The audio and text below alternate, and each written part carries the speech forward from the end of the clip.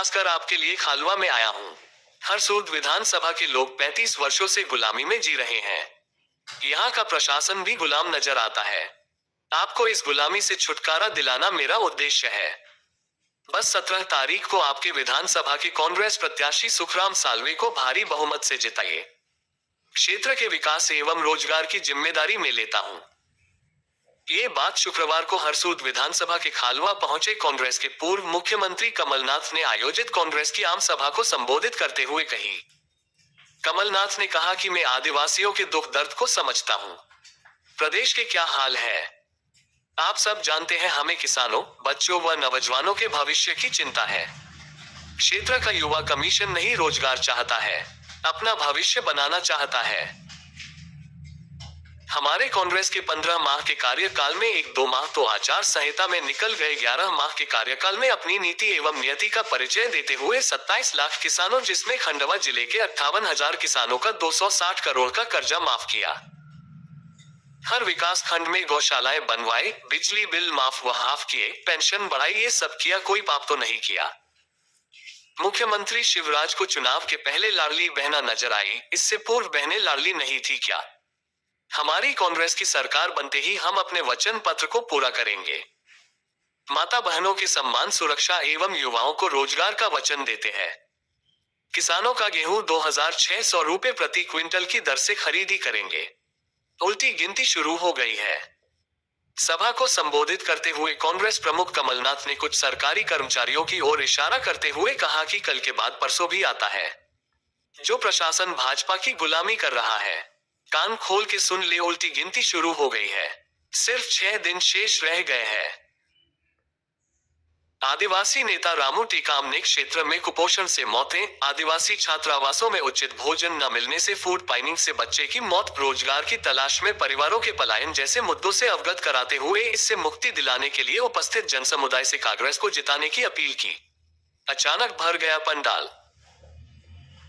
खालवा के bus stand पर आयोजित सभा में नियत समय सुबह 10:30 तक पंडाल में कांग्रेस नेताओं के अलावा 25 से 30 लोग व खाली कुर्सियां नजर आ रही थी। लेकिन जैसे ही कमलनाथ सभा स्थल पहुंचे, अचानक ही कुर्सियां खचाखच भरा गई व कई लोगों ने खड़े होकर कमलनाथ के भाषण सुने। कमलनाथ के हेलीकॉप्टर को देखने के लिए भी सैकड़ों लोग हेलीपैड ग्राउंड पहुंच गए। Report the MP news. संत सिंगाजी महाराज की, भगवान ओंकारेश्वर को मैं प्रणाम करता हूँ। मैं संत सिंगाजी महाराज को प्रणाम करता हूँ। मैं संत गुलाबदास को प्रणाम करता हूँ। संत बुखारदास को प्रणाम करता हूँ। जय जोहार, जय श्री राम। बहुत खुशी हुई आप सबके बीच में आके। पूरा मध्य प्रदेश के हर जिले में मेरे दौरे होने हैं, पर मैंने खास चुना कि मैं आपके बीच में आऊंगा। मेरा उद्देश्य था कि ये 35 साल की गुलामी जो आपने की है, आपको छुटकारा मिले इस गुलामी से। और जो अत्याचार और भ्रष्टाचार का ये केंद्र है, इस केंद्र का भी हम इलाज करें। तो आज तो मैं आपसे इतना कहना चाहता हूं, हरसूद विधानसभा की जिम्मेदारी, विकास की जिम्मेदारी, आपकी रक्षा की जिम्मेदारी कमलनाथ लेंगे। मैं भी एक आदिवासी क्षेत्र से आता हूं, जिन्होंने 44 साल मुझे वोट दिए है और जिताया है। मैं आदिवासी भाइयों का दुख दर्द समझता हूँ। आप में से भी कभी कुछ छिंदवाड़ा जाइएगा, देख के आइएगा कि छिंदवाड़ा और हरसूद में कितना अंतर। अभी यहाँ मैं आ रहा था, मैं नाली की हालत देख रहा था, खुली हुई नाली। 35 साल हो गए और आपने एक ही पार्टी और एक ही परिवार का साथ दिया है। ये अत्याचार और भ्रष्टाचार का जो केंद्र है, इसको समाप्त करना है।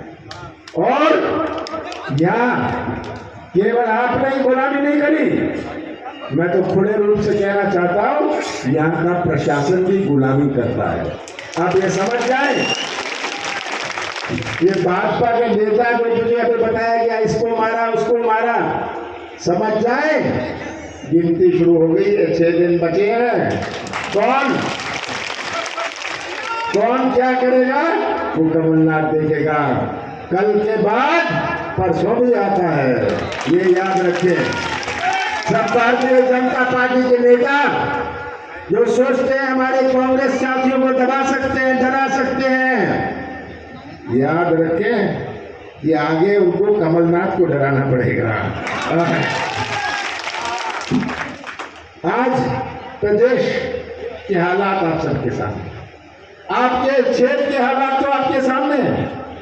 क्या हालात हमारे किसानों की, सबसे बड़ी चिंता मुझे इन बच्चों की है, इन नौजवानों की है, हर सूद के नौजवानों की चिंता है। आज मध्य प्रदेश में 1 करोड़ नौजवान बेरोजगार घूम रहे हैं।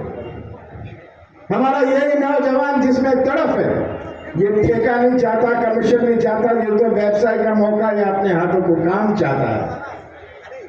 और अगर यही नौजवान जो निर्माण करेगा मध्य प्रदेश का, इनका ही भविष्य अंधेरे में रहा तो कैसा निर्माण होगा मध्य प्रदेश का। हमारे बुजुर्ग बैठे हैं सामने, इन्होंने तो अपना जीवन काट लिया बिना बिजली के, बिना पानी के, बिना सड़क के। पर जो आज की नई पीढ़ी है, आज की नई पीढ़ी है, उनमें एक तरफ है, वो भी अपना भविष्य सुरक्षित रखना चाहते हैं। और यहाँ के नौजवानों को मैं कहना चाहता हूँ, फसल सामने कटेगी और फसल का हिसाब आप लाइएगा, जिम्मेदारी आपके भविष्य की, कमलनाथ की होगी, हमारे नौजवानों की भविष्य की। ये आपको तय करना है कब तक आप ये गुलामी करेंगे। इतनी गुलामी इतने साल हो गए। मैं तो आपसे निवेदन ही कर सकता हूँ कि अपना क्षेत्र के बारे में सोचिए, अपने विकास के बारे में सोचिए। आज 17 तारीख को जो चुनाव है, ये केवल सुखराम भाई का नहीं है। सुखराम तो सीधे साधे हैं, ये केवल उम्मीदवार ही नहीं है, ये मेरे प्रतिनिधि हैं, याद रखिएगा। और 17 तारीख को जो चुनाव है, ये केवल एक उम्मीदवार या एक पार्टी का नहीं है। 17 तारीख का चुनाव मध्य प्रदेश के भविष्य का और आपके भविष्य का है। आप कैसा भविष्य चाहते हैं प्रदेश का, ये आपको तय करना है। ये कलाकारी की राजनीति बहुत हो गई। शिवराज सिंह जी, मैं तो पूछता हूँ आपसे, 18 साल में आपने दिया क्या? पूछिएगा शिवराज सिंह जी से, दिया क्या? महंगाई दी, बेरोजगारी दी, भ्रष्टाचार दिया, सही बात है, भ्रष्टाचार दिया, चौपट अर्थव्यवस्था दी, और एक और चीज दी, बताओ क्या? घर घर में शराब दी। ये शिवराज सिंह जी ने किया। आज हमारे कृषि क्षेत्र की हालत देखिए, कृषि क्षेत्र की हालत देखिए, किसानों को भटकना पड़ रहा है खाद के लिए। कांग्रेस का कार्यकाल था, ज्यादा नहीं बोलना चाहता, कांग्रेस का कार्यकाल बंद था। मैं 15 महीने मुख्यमंत्री रहा, जिसमें से 2.5 महीने आचार संहिता लोकसभा चुनाव में गए, 11.5 महीने थे मेरे पास। हमने अपनी नीति और नीयत का परिचय दिया और मैं भी सौदा कर सकता था, याद रखिएगा। विधायक आते थे कि हमें इतना पैसा मिल रहा है, मैंने कहा था मौज करो, कमलनाथ सौदा करने वाला नहीं है, कमलनाथ सौदा करके कुर्सी पे मैं नहीं बैठूंगा। 27 लाख किसानों का पहली किस्त में मध्य प्रदेश में माफ किया और खंडवा जिले में 58,000 किसानों का 260 करोड़ रुपए का कर्जा माफ किया पहली किस्त में। आने दे दी अपनी सरकार, ये तो पहली किस्त थी, हमने दूसरी किस्त चालू करी थी। केवल डिफॉल्टर का नहीं, चालू खाते वालों का भी आएगी अपनी सरकार और हम हर किसान का कर्जा माफ करेंगे। मैंने कौन सी गलती करी? 100 रुपए 100 यूनिट बिजली थी, आपको भी 100 रुपए 100 यूनिट आज जाके बिजली का बिल देखिएगा, कौन सी गलती करी, कौन सा पाप मैंने किया कि 1000 गौशाला बनाई, 11 महीने में 1000 गौशाला मैंने बनाई, कौन सा पाप मैंने किया। मैंने पेंशन बढ़ाई, मैंने विवाह का पैसा दिया, हम और करेंगे। हमारी घोषणा वचन पत्र में मैं उसमें जाना नहीं चाहता, पर आपसे यही कहता हूं कि आपको छुटकारा, आपको अपने भविष्य के बारे में सोचना है। शिवराज सिंह जी की तो घोषणा मशीन आजकल डबल स्पीड पर चलती है पिछले 5 महीनों से। उनको बहनें याद आ गई 18 साल बाद, बहनें याद आ गई हैं लाडली। इसके पहले लाडली नहीं थी हमारी बहनें, हम तो लाडली बन गई चुनाव के पहले। और सोचते हैं कि ये प्रलोभन देके ये हमारे माता और बहनों को खरीद लेंगे। कांग्रेस की सरकार आने देगी, हमने कहा हर माता को 1500 रुपये देंगे, और ये हमारा वचन है। जैसे मैंने दूसरे वचन भी पूरा करना शुरू किया था, इसे भी पूरा करूंगा। गैस का सिलेंडर 500 रुपये में देंगे। हमारी माताएं और बहनें हमारा घर चलाती हैं, उनको भी शक्ति देनी चाहिए। पुरुष तो हो जाएंगे शक्तिशाली, पर माता और बहनों को शक्तिशाली बनाए। हमने किसान के साथ न्याय करा अपने कार्यकाल में, आपको भटकना नहीं पड़ा। खाद के लिए हमने सही मूल्य देने का प्रयास किया। हमारी सरकार आएगी, हम गेहूं के लिए 2600 रुपये देंगे। हम चाहते हैं कि हमारे किसान भाइयों की आर्थिक मजबूती बने, ताकि जो नौजवान कृषि परिवार से हैं उनके हाथ में वो अच्छे कपड़े पहन सकते हैं, अच्छी पढ़ाई कर सकते हैं, कृषि क्षेत्र में मजबूती आए। ये हमारा प्रयास है, ये हमारा नजरिया है।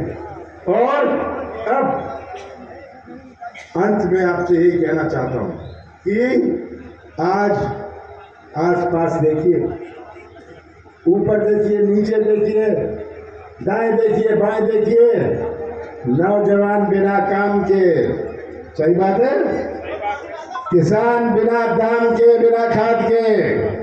शिवराज जी आप किस काम के, ये समझाइए।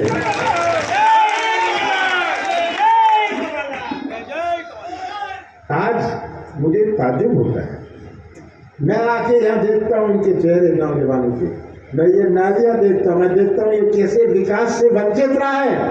35 साल आपका कितना शोषण किया है, शिवराज सिंह जी को नहीं दिखता। इनको ये नौजवान के चेहरे नहीं दिखते, इनकी आंखें नहीं चलती। किसान की पुकार, किसान का दुख ये सुन नहीं सकते, इनके कान नहीं चलते, आंख नहीं चलती, कान नहीं चलते, मुंह बहुत चलता है, मुंह बहुत चलता है। पर मुंह चलाने में और प्रदेश चलाने में बहुत अंतर है। मैं तो